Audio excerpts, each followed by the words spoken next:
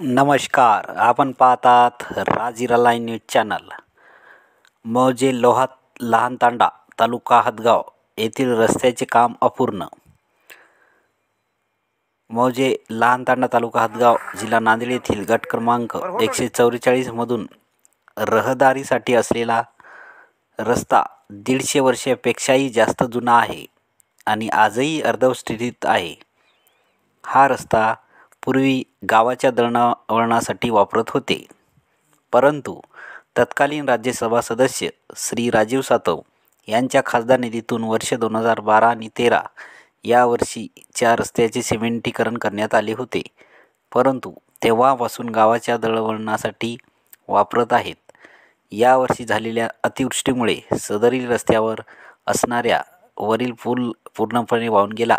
त्यामुळे सदरील रस्त्यावरून दळणवळण करणे ग्रामस्थांना अडचणीचे झाले, परंतु शासनाने सदरील रस्त्याचे डांबरीकरणासाठी 3.5 कोटी रुपये मंजूर केले. त्याचे काम लोहापाटीपासून सुरू केले, परंतु सदरील रस्त्याचे काम लोहातांडापर्यंत आल्यावर काही व्यक्तींनी यात अडथळा आणण्याचा प्रकार केला. त्यामुळे मागील 2 वर्षापासून या रस्त्याचे काम अपूर्ण असून पुलावरून दळणवळण करण्यास ग्रामस्थांना अनंत अडचणी येत आहेत. सदरील रस्ता हा 150 वर्षापासून अधिक आणि 25 वर्षापासून या वाटेवर सदर रस्त्यावर कोणाचाही ताबा नाही आणि दोन्ही बाजूंनी 3 फुटाच्या नाली आहेत. वरील सर्व बाबी लक्षात घेता यावर कोणत्याही आमदार व खासदारांनी याची समस्याचे समाधान केले नाही. शासनाने या रस्त्याकडे तात्काळ लक्ष घालावे व लोहा लहान तांडा या गावातील समस्याचे निराकरण करावे. निराकरण न झाल्यास आमरण उपोषण करण्यात येईल.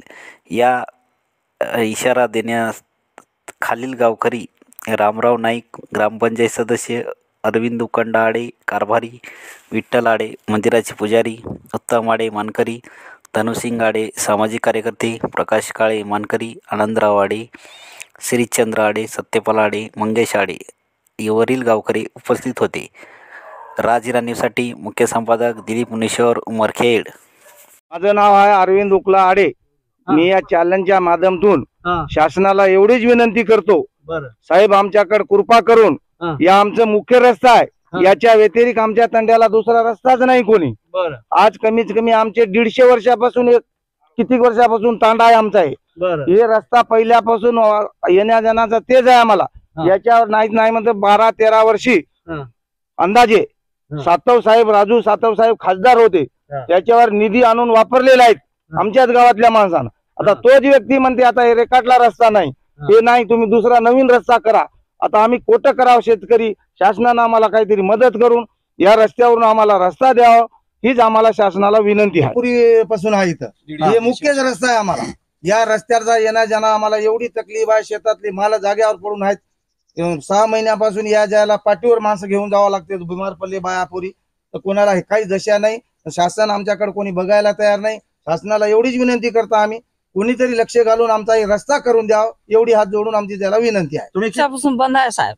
तुम्ही 2 वर्षापासून या रस्त्याच्या यातना भोगत आहेत. तुम्हाला काय वाटते, आता काय सांगाल आम्हाला? आम्हाला रस्ता पाहिजे. आम्ही बेमार पडल्यावर आम्ही काय माल आमच्या घरामध्ये आहे, कोटण्याचं नाही, काही नाही. घरामध्ये आमचा लई त्रास आहे आम्हाला या रस्त्यात. तुम्हाला काय वाटते ताई?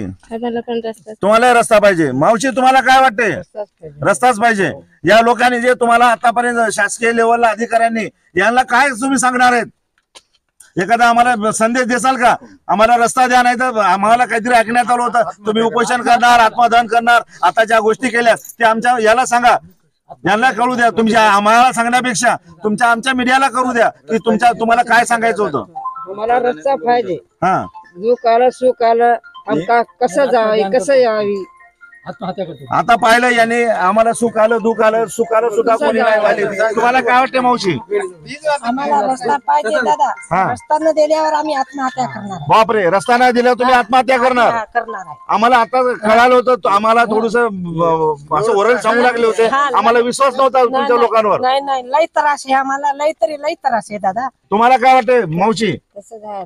तुम्हाला तसंच वाटते?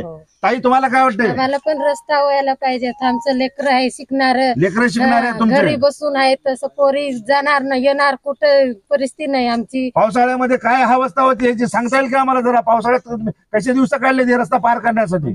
असंच ते मुरुम टाकले वाहून चाललेत, असंच चालले, कसे घरी थांबलेत पोराला पाणी आले तर